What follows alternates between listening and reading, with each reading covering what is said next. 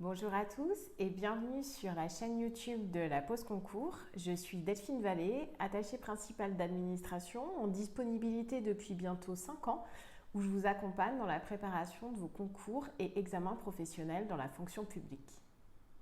Alors aujourd'hui, je vous propose de revenir un instant sur ce qu'on appelle la gestion du stress.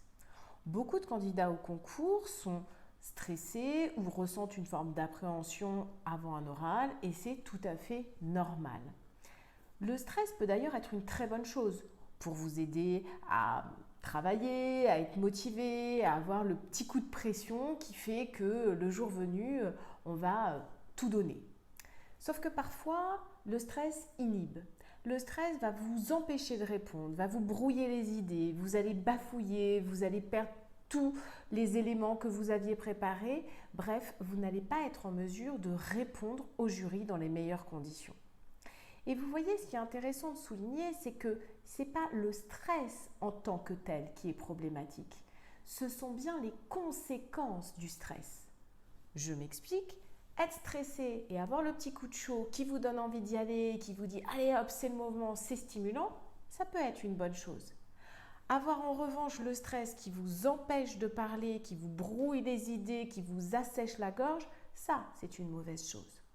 Donc, ce qu'on va faire en coaching de préparation de concours, c'est qu'on va travailler sur les conséquences de ce stress.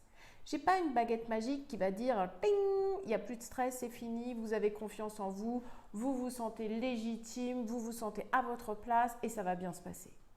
En revanche, on peut travailler ensemble avec des techniques notamment de visualisation des épreuves, de conditionnement pour vous placer dans les meilleures conditions pour le jour venu être capable de maîtriser les conséquences de ce stress.